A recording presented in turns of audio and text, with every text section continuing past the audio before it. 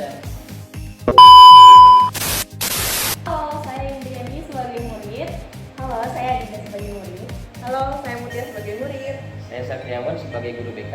Halo, saya Alia sebagai murid. Halo, saya Laura sebagai murid. Halo, saya Bebe sebagai murid. Halo, saya Ranita sebagai kameramen.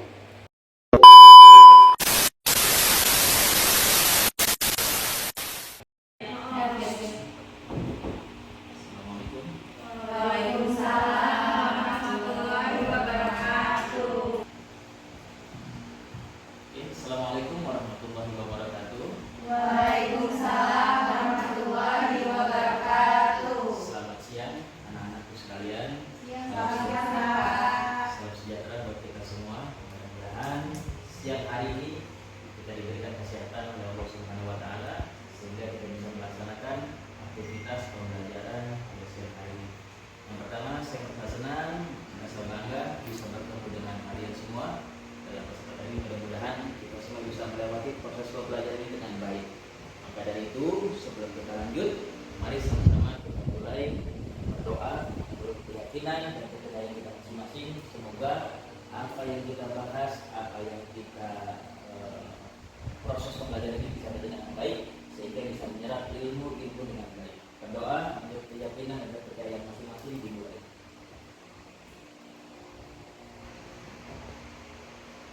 Selesai.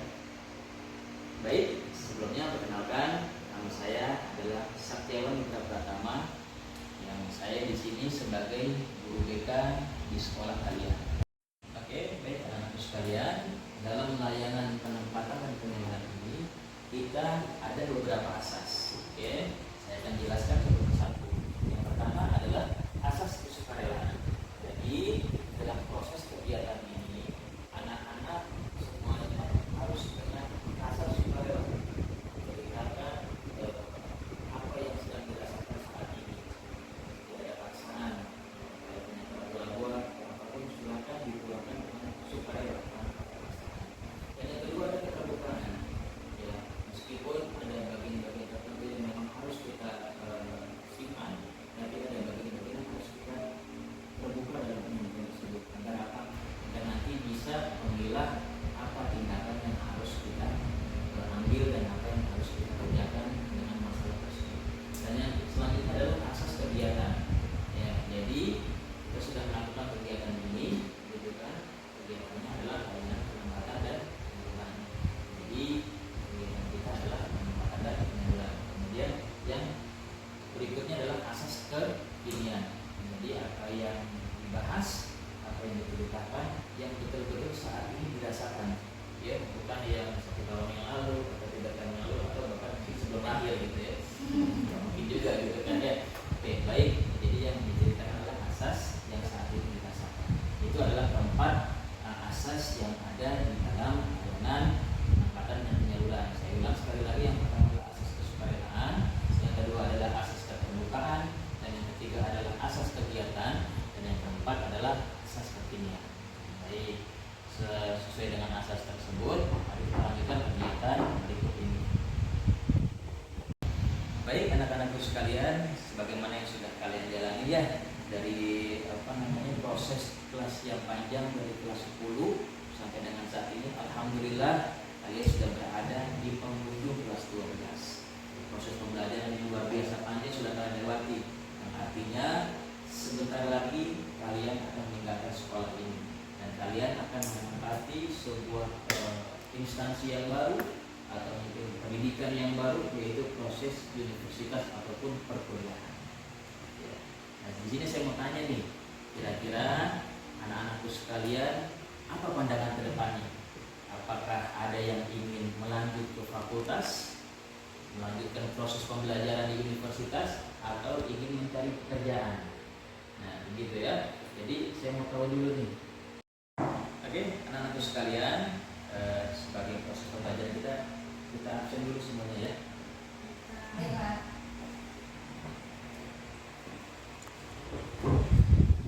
Oke, yang pertama, Mutia. Hadir, Pak. Oke, saya langsung aja ya sekalian absen, sekaligus saya tanya nih. Iya, Pak. Kira-kira setelah proses pembelajaran di SMA ini, Mutia mau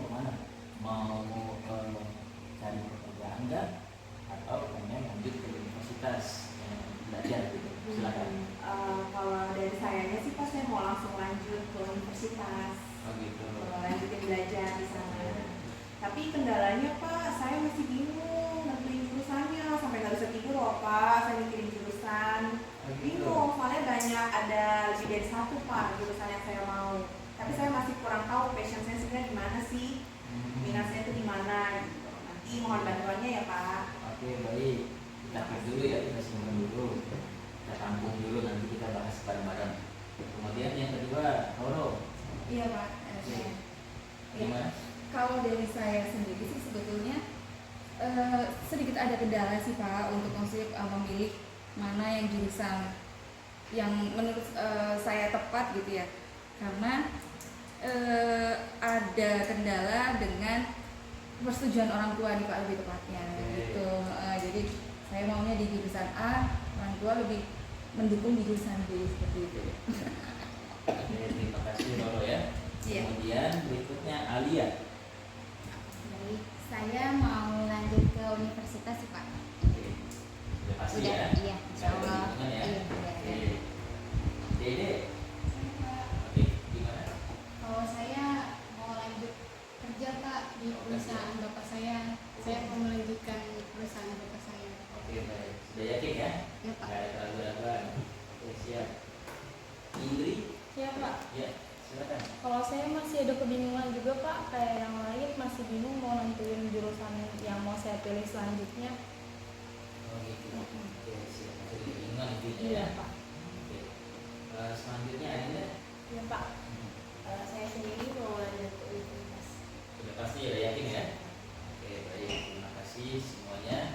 Ternyata di antara kalian ada yang sudah yakin dengan keputusan kalian, ada yang masih bimbang, gitu ya. Oke, baik anak-anak sekalian, dalam layanan penempatan dan penyaluran ini kita ada beberapa asas. Oke, saya akan jelaskan satu persatu. Yang pertama adalah asas kesukarelaan. Jadi dalam proses kegiatan ini anak-anak semuanya harus punya asas sukarela. Jadi karena apa yang sedang dirasakan saat ini tidak ada paksaan, tidak punya keraguan-keraguan, apapun silakan dipulangkan dengan sukarela. Dan yang kedua ada keterbukaan. Ya, meskipun ada bagian-bagian tertentu yang memang harus kita simpan, tapi ada bagian-bagian yang harus kita terbuka dalam penelitian tersebut agar nanti bisa memilah apa tindakan yang harus kita ambil dan apa yang harus kita kerjakan dengan masalah tersebut. Dan yang selanjutnya adalah asas kegiatan. Ya, jadi kita sudah melakukan kegiatan ini, gitu kan? Kegiatannya adalah layanan penempatan dan penyaluran. Jadi kegiatan kita adalah penempatan dan penyaluran. Kemudian yang berikutnya adalah asas kekinian. Jadi apa yang dibahas, apa yang diberitakan, yang betul-betul saat ini dirasakan, ya, bukan yang 1 tahun yang lalu atau 3 tahun yang lalu atau bahkan mungkin sebelum lahir gitu ya. Mungkin juga gitu kan ya. Oke, baik. Jadi yang diceritakan adalah asas yang saat ini dirasakan. Itu adalah keempat asas yang ada di dalam layanan penempatan dan penyaluran. Saya ulang sekali lagi, yang pertama adalah asas kesukarelaan, yang kedua adalah asas keterbukaan, dan yang ketiga adalah asas kegiatan, dan yang keempat adalah asas kekinian. Baik, sesuai dengan asas tersebut, mari kita lanjutkan kegiatan berikut ini. Oke, baik anak-anak, ternyata apa yang kita alami sekarang pas banget sama apa yang ingin saya bahas dalam kesempatan kali ini, yaitu proses layanan penempatan dan penyaluran. Sangat tepat, karena saya lihat tadi ada beberapa di antara kalian yang masih kebingungan. Jadi layanan penempatan dan penyaluran ini adalah mengarahkan. Dan mengarahkan apa yang diarahkan?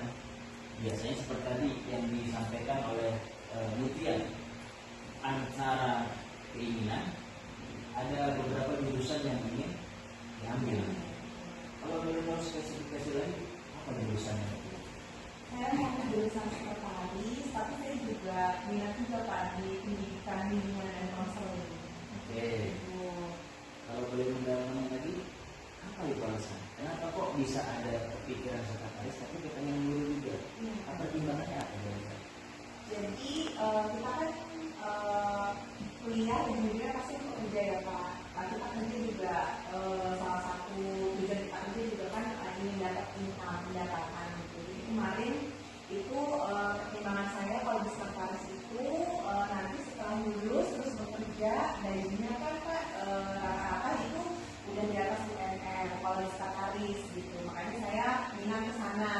Nah tapi kalau untuk di dalam diri saya tuh saya senang Pak ngajarin orang, berinteraksi banyak dengan siswa. Yang namanya guru itu kan Pak memberikan pendidikan yang istilahnya amalnya itu bisa dikenang sampai akhir hayat gitu Pak. Jadi saya juga ingin ke guru, ingin juga ke sekretaris, tapi kan belum tentu Pak dua-duanya saya ambil, makanya saya masih bingung gitu. Biasanya nih, setiap ada kecenderungan dua sisi, biasanya ada yang lebih besar persentasenya atau ada yang lebih condong. Nah, kita sendiri lebih condongnya kemana? Antara ke sekretaris, yang tadi dibilang kalau sekretaris itu dampaknya di income karena lebih tinggi daripada guru. Kan kita tahu guru itu sedikit lah untuk kemampuan. Tapi dari sisi yang lain, jasa guru itu luar biasa. Kita sama ketahui pahlawan tanpa ada jasa, yang disebutnya pahlawan. Nah begitu. Nah di antara kedua itu yang paling condong menurut itu seperti apa? Yang sangat dicondongi.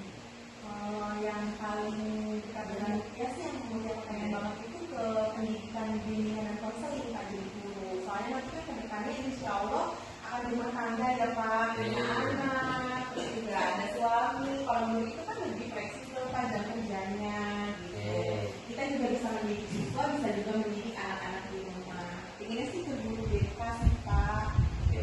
Mudah-mudahan nggak salah jurusan Pak. Kita simpen dulu ya. Kita tampung dulu. Kemudian tadi tolong. Kalau saya sendiri mungkin agak ya ini dengan Mutia ya, karena kalau untuk orang tua saya sendiri mendidiknya saya untuk bekerja di dunia pendidikan seperti itu, karena mengingat mungkin pertimbangannya waktunya lebih bisa di ini ya, lebih luasa gitu dibanding mungkin kerja kantoran, mungkin gambarannya waktunya lebih banyak seperti itu. Nah, tapi kalau dari saya sendiri, saya menginginkan justru malah ingin merasakan kerja di perusahaan atau mungkin ya di kantor-kantor seperti itu Pak. Nah, setelah dari sempat diskusi dengan orang tua juga, kalaupun misalkan memang menjadi atau mengambil keguruan, itu minat saya lebih ke ya bidang studi apa ya Pak gitu. Kalau misalkan dari saya sendiri ingin menentukan bidang studi yang mana seperti itu Pak. Masih bingung ya? Iya. Kita tampung. Kemudian Indri? Kalau saya Pak masih bingung. Sebenarnya saya ada minat untuk ngambil ke pendidikan. Cuman kan saya di sini kan kita penjurusannya kita kan IPA ya. Sedangkan di mana-mana yang saya baca-baca Pak, biasanya kalau untuk pendidikan itu dia ngambil ke yang sosial. Nah, saya lagi bingung banget Pak, mau ikutin penjurusan yang sekarang saya lagi jalanin atau mau lintas jurusan. Tapi kalau misalkan saya lintas jurusan, khawatir saya nggak cukup waktunya untuk mempersiapkan materi-materinya, terus soal solusinya segala macam. Karena kan pasti susah banget untuk lintas jurusan dari jurusan IPA ke sosial. Jadi itu sih yang saya bilang. Oke, baik. Terima kasih. Satu-satu ya kita uraikan ya. Tadi kemudian mengatakan bahwa ada kebingungan di antara sekretaris yang dipilih dengan keguruan pendidikan seperti itu. Kalau yang harus kita pandang adalah itu sudah dibuka sebetulnya sama Mutia bahwa pendidikan itu lebih besar potensinya. Kenapa? Karena yang pertama waktunya lebih fleksibel dan juga pendidikan itu sangat berkaitan erat dengan kehidupan kita, termasuk bagaimana cara kita nanti bisa di konseling ini, bagaimana cara kita memberikan pelajaran kepada anak kita, kepada keluarga kita, dan sebagainya. Nah kalau masalah finansial, maaf gitu ya, sepengetahuan kita yakin kepada Tuhan kita Allah Subhanahu Wa Taala, ya bahwa rezeki itu sudah diatur sama Allah Subhanahu Wa Taala. Jadi intinya lagi mayoritas di sini adalah siswi, ya, yang artinya bukan dibebankan sebagai kepala rumah tangga. Yang beban kehidupan untuk menanggung kehidupan rumah tangga adalah suami, begitu ya. Jadi lebih didekatkan kepada si suami.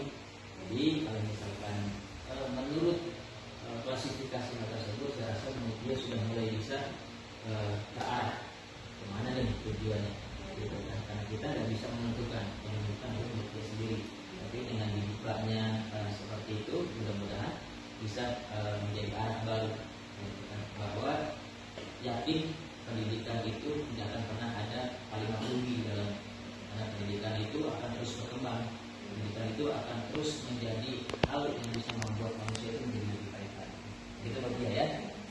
Oke, kita ke Indri ya. Tadi Indri mengatakan bahwa ada kebingungan antara ingin melanjutkan bidang studi yang sudah diemban selama proses SMA yaitu IPA, gitu kan.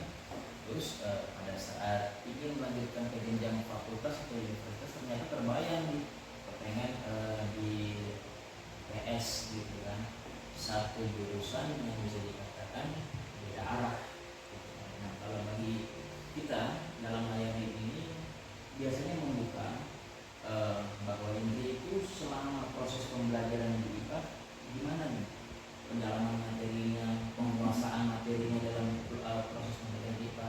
Apakah selama menjalani proses dari mulai kelas 10 sampai kelas 12 ini di IPA ini terkesan wah mudah dan bisa menguasai sampai dengan saat ini.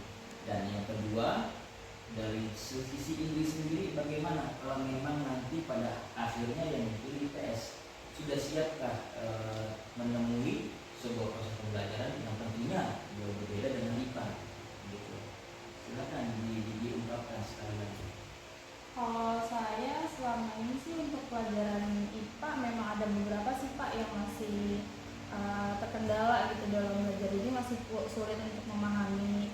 Nah kalau untuk di IPS kan kebetulan ada beberapa mata pelajaran yang sudah kita pelajari di IPA, dan saya merasa kayaknya tertarik juga sih untuk di IPS gitu. Nah, cuman saya takutnya nanti persiapannya nggak cukup, itu malah mempengaruhi ini nanti apa namanya skor atau jalan saya buat masuk ke PTN-nya. Jadi saya masih bimbang juga Pak, kira-kira harus ikutin IPA-nya aja atau nekat lintas jurusan. Dari segi keyakinan, kalau di konversikan dengan persentase, kira-kira berapa persentase untuk melanjutkan ke IPA, berapa persentase untuk melanjutkan ke IPS? 60 ke IPS, 40 ke IPA. Oke, berarti dari sini sudah terlihat ya bahwa walaupun hanya selisih 10%, tapi ternyata ini lebih condong ingin melanjutkan ke IPS. Nah, kalau terkait tentang kesiapan materi yang akan dikerjakan pada saat nanti ujian, gitu kan, di saat ini banyak celah-celah kita untuk mendapatkan hal tersebut. Mungkin bisa digali melalui datang ke perpustakaan atau ke toko buku, atau mungkin bisa di searching di internet dan lain sebagainya, atau mungkin nanti ini bisa cari di sisa-sisa waktu sampai ujian ini, cari proses bimbingan belajar yang bisa mengarahkan bagaimana bisa tiap-tiap sukses dalam ujian IPS nanti. Nah, dari sekian banyak kemungkinan-kemungkinan yang masih bisa digali, saya yakin dengan keyakinan tinggi juga yang sudah mencapai 60%, ditambah dengan pembelajaran tadi, mencari materi-materi tambahan dan juga mencari instansi terkait seperti bimbingan belajar dan bimbel dan sebagainya, itu tumbuhkan keyakinan bahwa bisa melalui ujian dan bisa masuk ke fakultas yang diinginkan. Oke, baik. Oke. Tadi masalah Roro adalah masih ada kebingungan memilih jurusan apa nih, gitu kan. Tapi tadi Roro belum sempat ngikutin jurusannya apa.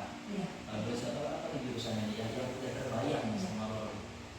Kalau keinginan saya pribadi, saya melihat dengan, maksudnya misalkan juga ya Pak ya, itu berbeda dengan psikolog atau bimbingan dan konseling seperti itu. Nah, tapi memang ada saran juga dari orang tua, mungkin dari anak juga ingin ke jurusan seperti akuntansi seperti itu Pak. Nah, kalau dari saya pribadi sih memang lebih suka dengan hal-hal yang ia ingin membersamai orang atau mungkin teman yang misalnya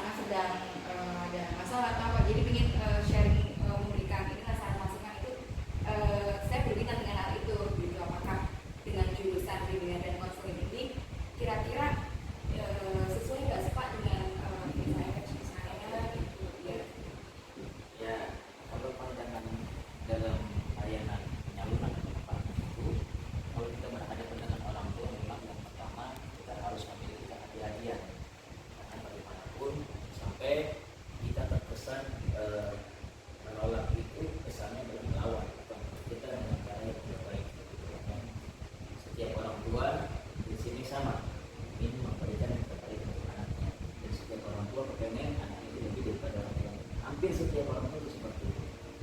Oke, tapi kembali lagi dalam proses yang kita jalani dalam kehidupan yang berperan langsung adalah kita, bukan orang tua, gitu pun. Nah, mungkin saran saya ya, Roro ini bisa bicara dengan baik-baik dengan orang tua, gitu kan, dengan lemah lembut, mengucapkan kata yang baik, gitu kan. Beri keyakinan yang penuh kepada orang tua bahwa apa yang Roro yakinin dengan pilihan itu, insya Allah kedepannya baik, gitu kan.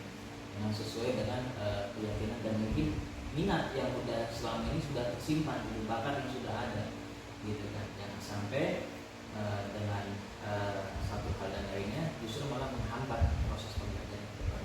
Intinya ketika menyampaikan sesuatu kepada orang tua harus dengan kata yang baik, jangan sopan santun, jangan sampai niat baik kita justru disalahartikan dengan orang tua yang berakibat sakit hatinya orang tua kepada kita. Itu kita akan membuat keberkahan. Iya, ada rasa seperti itu juga sih Pak. Kalau misalkan memang saya tetap dengan pilihan saya, misalkan meskipun orang tua iya masih tetap mau mendukung gitu ya, tapi ada rasa khawatir nanti perjalanannya akan lancar atau tidaknya, karena maksudnya ini bukan mau orang tua gitu loh Pak, jadi ada rasa khawatir itu juga gitu. Itu yang sebelum itu terjadi diberi pengertian yang baik, sampai betul-betul orang tua itu bisa memahami dan bisa mengerti, bisa menerima apa yang anaknya itu gitu kan. Nah setelah itu dilakukan, tugas Roro adalah membuktikan bahwa pilihan yang dijalani oleh Roro itu hasilnya baik, gitu. Karena hampir setiap orang tua butuh juga pembuktian.